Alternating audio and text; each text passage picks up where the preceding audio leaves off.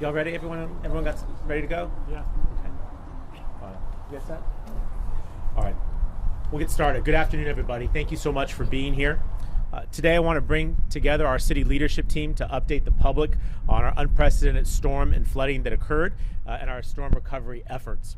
We're here at Lincoln High School. This is an evacuation center operated by the Red Cross that is serving local residents who have been tragically displaced as a result of yesterday's storm.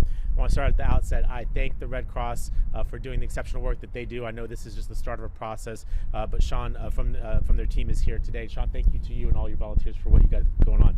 Also with me this afternoon is Eric Dargan, our city's Chief Operating Officer, Chris Heiser, who's the Executive Director of our Office of Emergency Services, Chris McFadden, our Deputy Chief Operating Officer, Chief Colin Stoll of our Fire Rescue Department.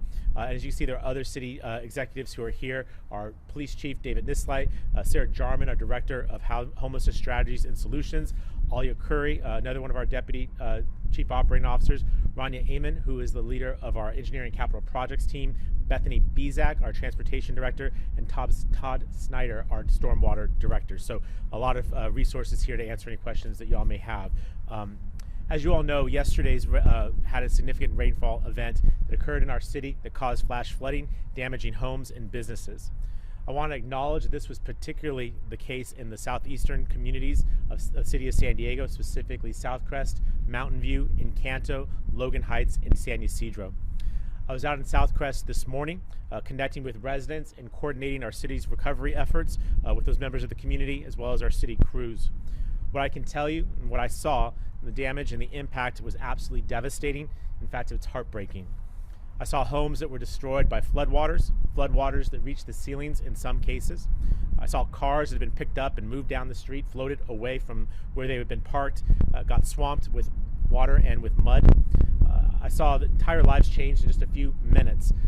And I want to let folks know that my heart is with them, and I ask San Diegans to hold every one of your neighbors in your hearts who are having to deal with yesterday's events. I also want to be clear that the city of San Diego is doing and will continue to do everything it can to help. As you know, yesterday I declared a state of local emergency given the severity of that rainfall and the flash flooding that occurred.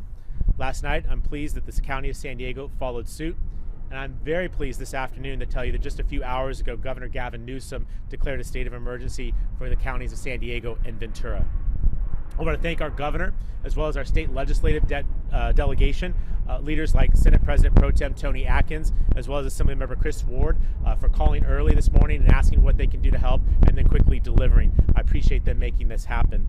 These declarations are important. They enable us to respond more quickly, to bypass bureaucracy, provide access to more resources to help our communities recover, and the ability to seek reimbursement, both for residents and for businesses. Now, certainly, nobody anticipated the severity of this storm. We knew that it was going to rain, and our city storm patrol crews were out last week and throughout the weekend doing their usual storm preparations, things like cleaning out storm drains. But the amount of water that we saw yesterday would have overwhelmed any city drainage system. However, this dumping of rainwater is unprecedented in most San Diegans' lifetimes. None of us alive have seen anything quite like this. To put this into perspective, the last storm of this severity was in the 1930s, and there have been fewer than 5 storms this severe in the city's recorded history.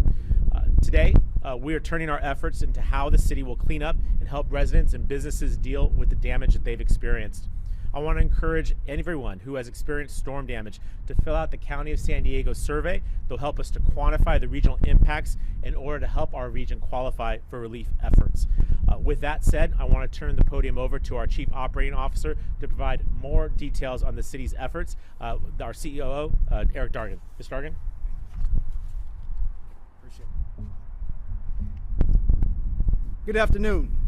I will say that this event that happened yesterday was unprecedented, more than anything we've ever seen.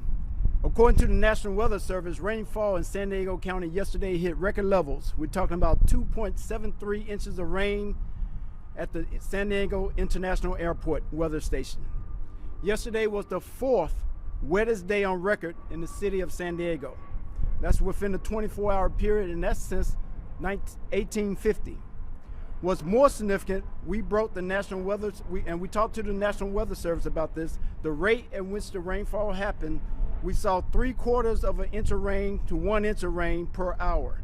That's an intense rate of rainfall in an urban setting. The way I explain this to my wife, real simple, is the difference between turning on the faucet to the tub and the faucet to the shower. The faucet to the tub, it fills up very quickly. The faucet to the shower, water flows smoothly over time. The system just could not handle that amount of rain. During Tropical Cyclone Hillary, for example, the rain was spread out over 20 hours. I've been here for a year and 3 months, coming from Houston, Texas. I thought I was getting away from hurricanes. I thought I was getting away from flash floods, but apparently that's not the case. But the reality is, the good part, the sun is shining today, and the water has receded. It could be worse. Water could be standing for another week, and houses could still be flooded. But we're taking the good with the bad, and we're responding as quickly as we possibly can. I want to thank those people who have already stood up to the plate to make things happen. To our police department and our fire rescue department, thank you. You did a great job of making sure that we conducted life rescues, swift water rescues, and the public is very much appreciated. I also like to thank our Parks and Rec department, along with our Homeless Strategies department and the General Services department. All these departments mobilized quickly, not only to assist citizens, but to help out with the Alpha Project Shelter and our 20th and B safe sleeping site, getting them reset up so that they could be safe. We also saw flooding in our city facilities.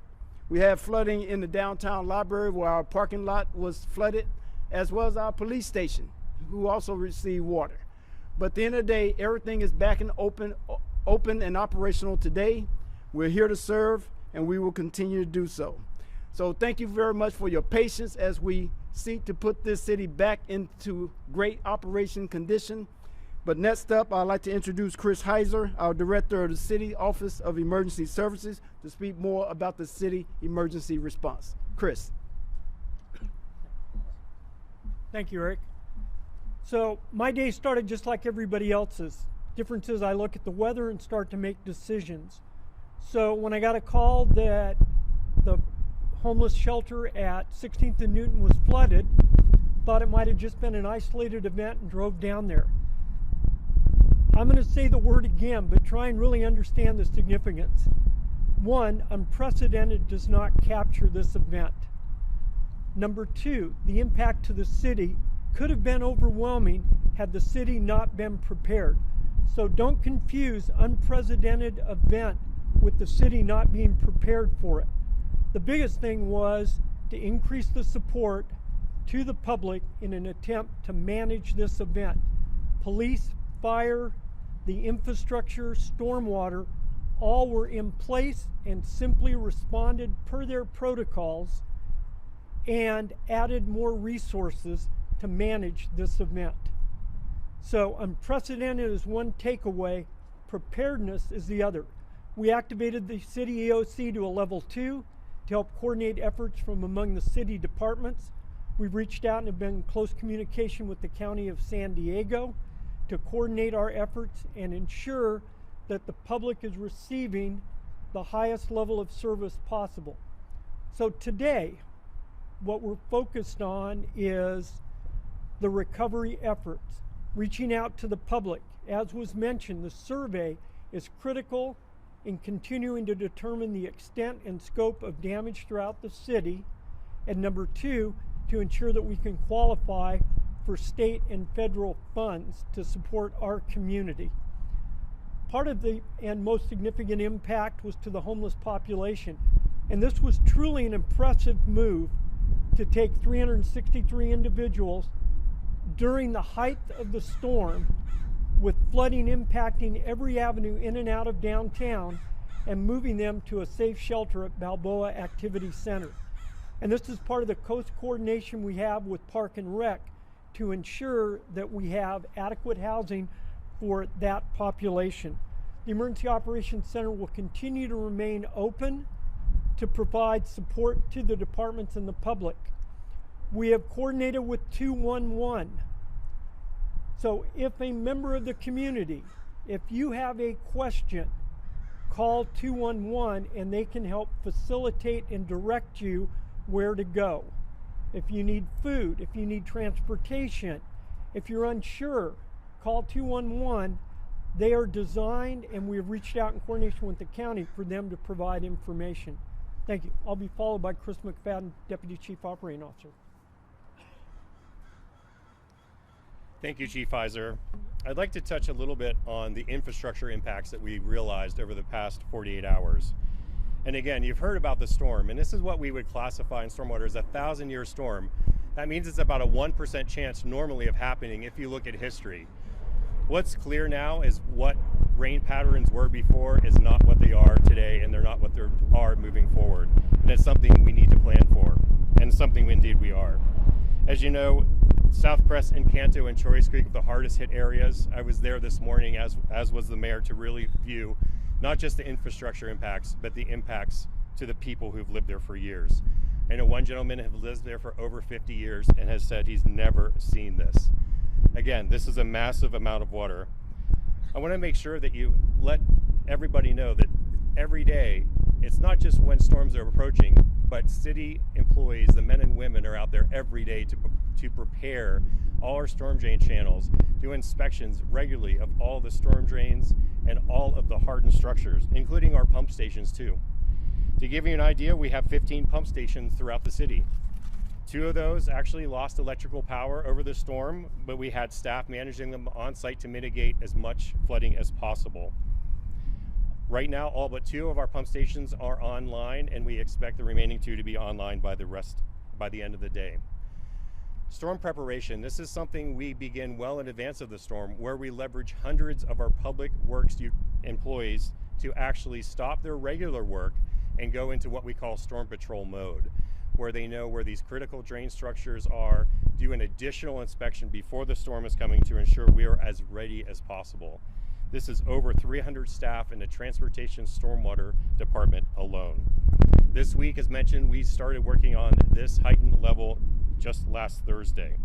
This includes any drain, any stormwater structure, as well as coordinating with the other departments with active construction, both private and public, going on throughout the city. I want to thank the dedicated men and women of these departments, without which we would have really realized significantly more damage. As of last night, we fielded more than 400 calls, with hundreds more coming in today. Crews are in the field addressing priority cleanup areas, particularly where channels have breached, which we've seen in this area. Crews are focusing first on those extreme hazards and getting people back to normal as quickly as possible. And we are assessing cleanup needs and will continue to work out through the week. Cleanups are based primarily on making sure that roadways are first eliminated any hazards to public safety. That is always our priority. Also, I want to let this community know that there are plans already in place. You're going to see some actually improvements in South Crest Park. These are capital improvements that will really improve not just stormwater, but also the water quality. We're also pleased to provide information that we have secured over $700 million of federal funding. A lot of that is going into stormwater improvements, and indeed in Beta Street, in this very neighborhood, desperately needed. And we've also requested FEMA for a grant to identify $24 million so we actually get this project constructed. With that, I want to thank all the men and women of the city who really make this place a greater and safer place to live, and I'll turn it over to Chief Stoll. Well, thank you, Chris, and thank you all for being out here today. As Fire Chief, I would be remiss if I didn't start my comments off with publicly recognizing the firefighters, the lifeguards, and the police officers who performed some exceptional work yesterday. We should all be very proud of the public safety services that we provide and protect our communities with. We literally saw over 100 rescues in the South Crest neighborhood alone, rescuing hundreds of people on top of roofs, inside cars, on top of their cars. Over 30 animals were also rescued during that time. And then at that same time, just in the South, while the South Crest community was experiencing that, we had over 50 active rescues going on throughout the rest of the city with our lifeguards and firefighters and police officers. To provide you some perspective on the call volume that we saw, our dispatch center received almost 900 calls just yesterday for calls for service, and we responded to over 903 incidents throughout the city of San Diego and our neighboring cities. and we are the secondary public safety answering point. So as the police department is our primary PSAP, you can imagine how inundated and impacted they were as well. To offer you a comparison of that, last Monday at the same time frame, we only had 583 phone calls to our dispatch center. So we saw almost a 45% increase in call volume just to our dispatch center, and we saw 110% of the calls that we normally see on a Monday just yesterday. That caused it to be so inundated at our dispatch center that not only were we opening up the DOC in conjunction with the city with our emergency operations center, but we were also initiating what we call we were commanding it from the battalion level there. And so as we were doing area command, as we call it, we had to push these calls out to those local geographic zones because we could not handle it on a citywide basis. Our lifeguards reported over 50 rescues, not only along the San Diego riverbank, but in the flood channels, as well as on top of cars and standing water and in moving water in a lot of those streets that were just inundated. Luckily, we saw very few injuries right here in the Southcrest neighborhood, and fortunately we saw no fatalities for a storm this size. That is simply just remarkable. And so again, this was all due to the coordination of all of our public safety agencies. We could not have done it without our partners with the police department, lifeguards, all of the other departments in the city to be able to provide that. We called off-duty personnel back to help us staff stations, to staff those incident command areas that we needed help at. And so it really was all hands on deck yesterday to be able to mitigate those efforts. I'm happy to say that we are back to normal operations today, and of course we'll be available to answer any questions later on. And now I'll turn it back over to Mayor Todd Gloria. Chief, thank you, and thank you to all of our city team who's here to provide that update. Thank you all for helping to provide that information to the general public. Happy to take questions from members of the media in just a moment, but I'll just conclude by saying that I'm heartbroken by the losses that I saw this morning, the calls and the social media posts that I see. This is very real. I've realized for the vast majority of San Diegans, they were mildly inconvenienced yesterday in the rain. What we have is a large number of San Diegans who are going to be in recovery mode for not a couple of hours or a couple of days, but probably measured in weeks or months. And I ask again for our city to come together to support our fellow neighbors who've been impacted, who may end up losing their homes over this very sad situation. I want to repeat that the city has been doing, and will continue to do everything it possibly can to leverage every possible local, state, and federal resource to help those in need. This is not over and done today. This is going to be an ongoing concern. I look forward to continuing this dialogue with members of the media as well as the public to make sure that information gets out, folks understand what the response is, what the state of play is, and we'll continue to work until we get this entire situation resolved. But I cannot express enough appreciation and gratitude to the city team that came together, all these directors explaining what happened. Chief Stoll was exactly spot on. An unprecedented event of this nature with no loss of life is a miracle, but it was made possible because of the diligence of a lot of public servants who stepped into the breach, and a lot of neighbors who came together to support one another. We need that same kind of can-do spirit over the next number of weeks and months in order to make sure that everyone who's been impacted are able to survive this and hopefully come out of this in a better place. So with that, comments, questions that we have from Mayor folks? Gloria, residents have seen their homes destroyed. They're asking us when there's going to be emergency financial assistance available. I've asked FEMA. They tell me it starts with a request from the city, and they have not received that request yet. Are you putting that request in, and when can residents expect to see that financial help? I think I answered that question. The answer is yes, and it's going to take weeks, months, right? But let me ask if maybe Chief Heiser or someone else can maybe speak more to the FEMA component of it. Chief, I don't know if you heard the declaration, when that gets federal response, and when they may expect more news on that front. So in regards to the declaration, San Diego City was the first to declare an emergency. We were followed last night by San Diego County. In turn, the state of California, about noon today, the governor issued that declaration. That starts a process of for reimbursement of what's allowable for the city's infrastructure. We're at a little over initial assessment, $6 to $7 million of damage to what I'll say is the city infrastructure. That's buildings, equipment, those types of things. Secondary to that is support for the community, and that's the small business loan. And Small Business Association comes out under FEMA and will offer low interest loans. We're in the process, and that's why they emphasized filling out the survey so that we can determine, do we have enough of an impact to qualify for that process, and then with the county and FEMA will provide assistance in moving that through. And that's for small business loans to both the businesses and the public at a low interest rate. If, and I say if, this is larger and covers adds Ventura, and at some point the state reaches out to FEMA, then there may be additional FEMA grants available, but that's a separate process. So right now, for clarity, we're in the gathering information, documenting the level of impact, encouraging everyone, photograph the damage, take pictures, document.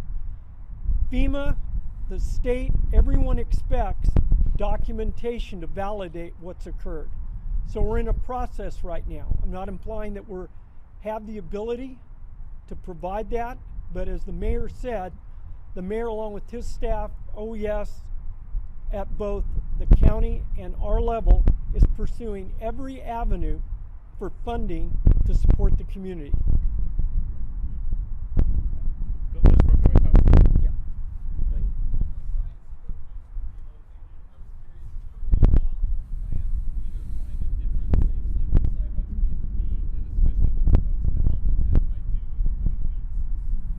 Sure. So the question was, given the impacts to our unsheltered population, are there any long-term plans for relocating folks from 20th and B and the 16th and Newton sites? And the answer to both those questions is yes. That was before the storm event. As you may know, the 20th and B site is on city parkland. And so we have essentially a very time-limited nature there. We can't be there long-term because it's not a recreational use on parkland. We've known that. That's why we've been working towards more midterm solutions like H barracks and more long-term solutions like the old Central Library. This is a part of our existing comprehensive shelter strategy that was published and given to the council and the public last summer. And so this is unrelated to the storm event, but obviously it illustrates why we want to move on. 16th and Newton is also time-limited from the perspective that we know that there's adjacent development of very much needed low and middle income housing that's slated to go right next to that particular site. As that developer works through their process to pull permits, we know that we're going to need to relocate 16th and Newton. Again, we've been making preparations for that for quite some time, and that's why when I made the commitment in our State of the City address about 2 weeks ago, then the next year we'll be able to add another 1,000 or so beds to our inventory net, not gross, net. What we're referring to is the relocation of these temporary facilities as well as the addition of new facilities to make sure that we're continuing to grow our shelter capacity for the unsheltered in our community. And I don't know, Sarah Jarman, anything you want to add to that? She's good. I learned everything I know from her, so that's fine. Yeah, we'll work our way around. Yes. Yes, sir.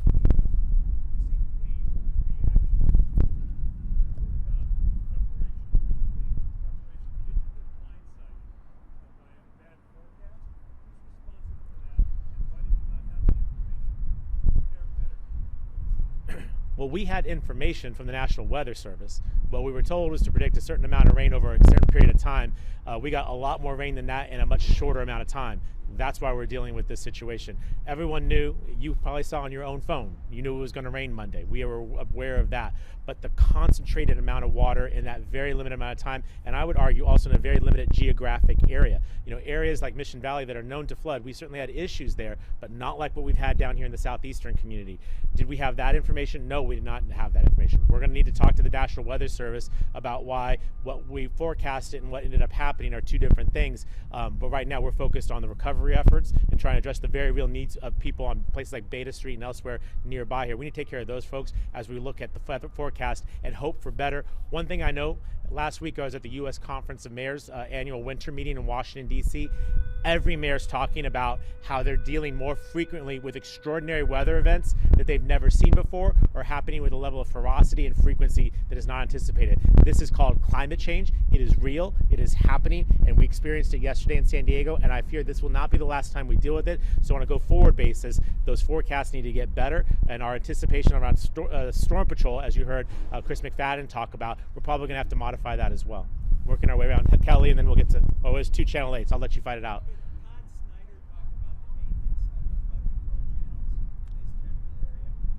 Sure, and Kelly, don't worry, I'll get you too. Todd, where's, here he is. can't miss them. Yeah. I understand that this maintenance of these flood control channels were part of the 2015-16 mitigation plan, and that construction and bidding was supposed to take place last year, and improvements were supposed to take place last year. What's the history? Why does it take so long to get these flood channels repaired? Yeah, so two things really have to line up in order for us to do a major maintenance of a flood control channel. Number one, we have to have the funding for it, and number two, we have to secure permits and mitigation from resource agencies. So two things have to line up in order for us to maintain a flood control channel. We have to have the funding for it, and we have to secure environmental permits from the resource agencies, Fish and Wildlife agencies, Army Corps of Engineers, etc. That is a years-long process, and at this point, the city has an inventory of about 200 different channel segments across the city, and we're currently funded to do about major maintenance on about 4 of those channels per year. And so we prioritize those channels and maintain the ones that we can, but a lot of things have to align in order for that to happen, including all of the environmental permits that we need to secure. That is a years-long process of negotiations with resource agencies to line all that up. Were these channels supposed to be maintained at the end of last year? Was the work supposed to begin at the end of last year? I'm not sure which channels you're referring to specifically. The channels in the Mountain View area, the South Cholas Creek channels that go through Mountain View and then Yeah. down into Southwest. What I can tell you is we have not called off any planned maintenance of channels. The channels that were supposed to be maintained over the last several years have been the channels that have been maintained.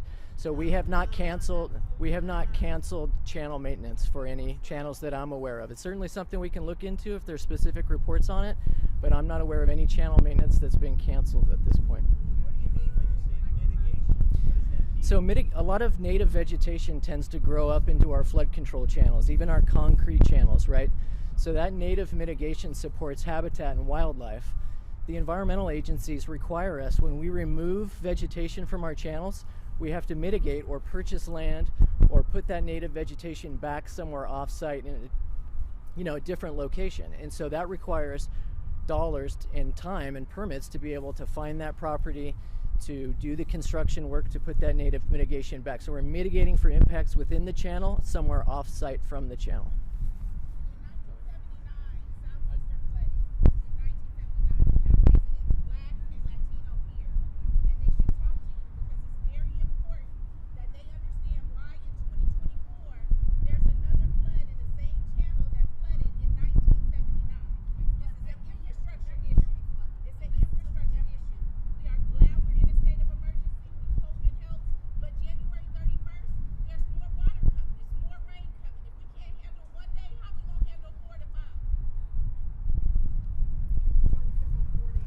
What, for the residents who are here, yes, ma'am. Ma'am, I'm right here, baby. So here's the thing. We're gonna answer these questions because we want everyone to get this information. These folks are going to stay, and we're gonna have a conversation. Okay. Oh yeah. I'm.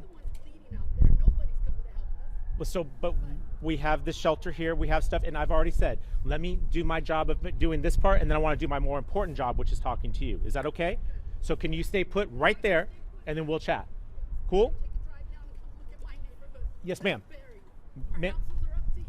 I was out there this morning, ma'am. I was out there this morning. So can just please don't go anywhere. We will have a conversation, okay? Kelly, I promised you next. Yeah.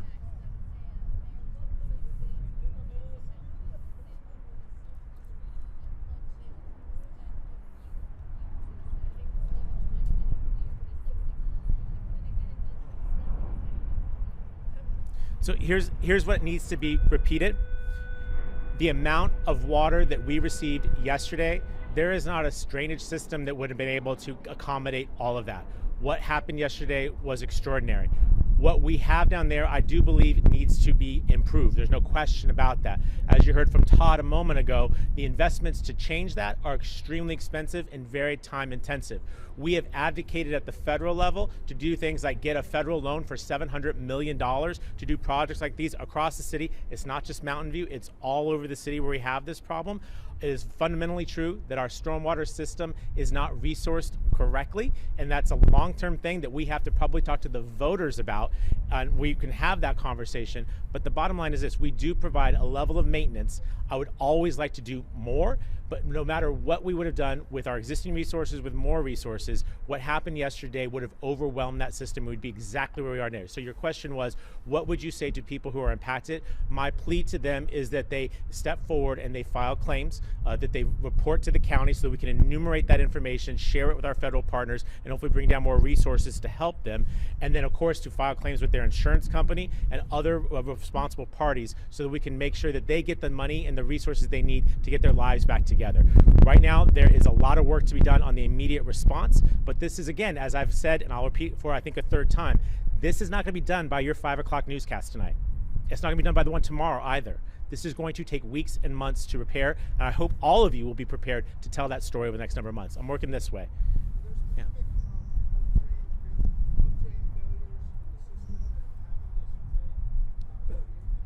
Chris, you want to talk that? Sure. So the pump station failures that we had, those are most in the coastal communities, and those have been addressed, and we mitigate that on site. And something to mention too is the $700 million that we've secured from the federal government. Part of that is to do a permanent improvement to this area. Maintenance is not enough. That will never change the system until we actually have a capital improvement project. And that's actually what we have in design now, and seeking that FEMA funding, that $24 million of FEMA funding. That's what needs to happen in order for us to once and for all make the improvements that are so desperately needed here.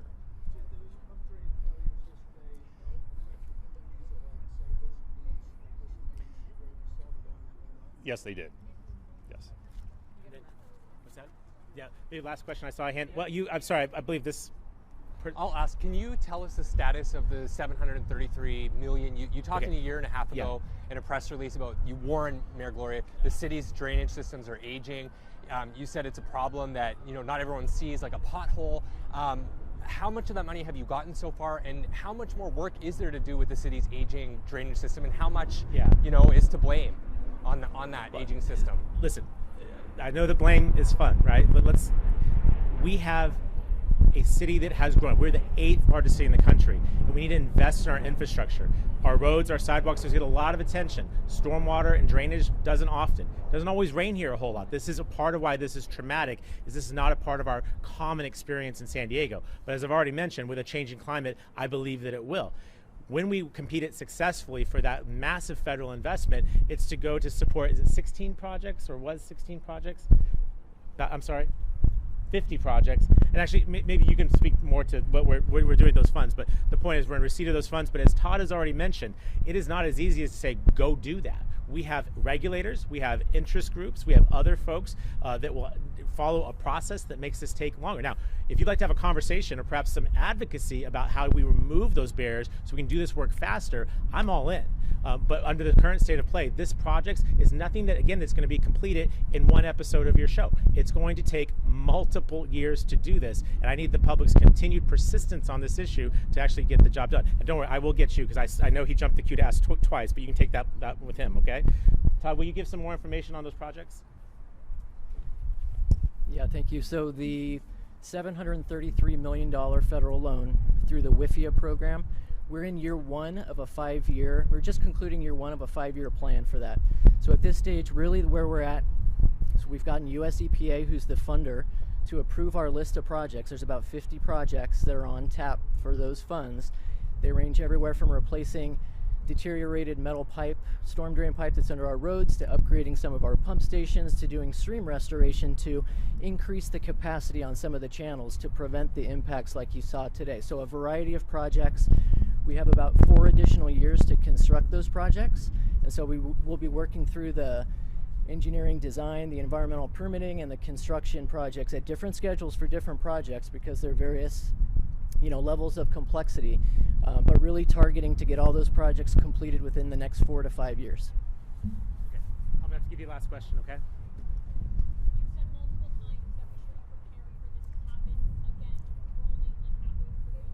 Yeah.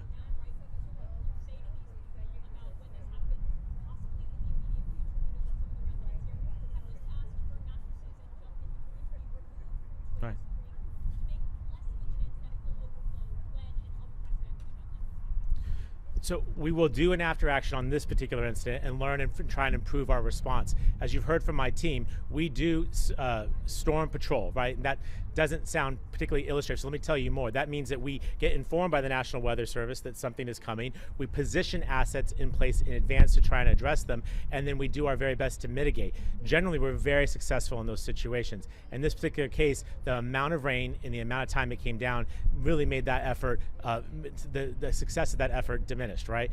What we do going forward, well, we learn from this lesson. We do our best to try and improve upon it. We can hope that we don't have an extraordinary amount of rainfall like this again, and I suspect that's probably going to be fairly rare. God willing, it'll be rare, but we can always do better, and we try to do better. But the maintenance of these facilities are something that is important. We have performed some of that. I live near one, and I've seen that work get performed, but we have to do more, and we'll continue to keep you all posted on this. Again, this is not the last time we're going to come together for this issue. I'm going to need your continued assistance in getting information out to the general public about what they need to know, including the hundreds of families that are directly impacted, like some of these folks here. But I appreciate you helping me get this message out, and we'll continue to provide updates as appropriate. Thank you again for meeting me out here at Lincoln High, and thank you again to our city team for showing up. I'm sure many of them will be available to you all for one-on-ones if you need those. Thank you all very much.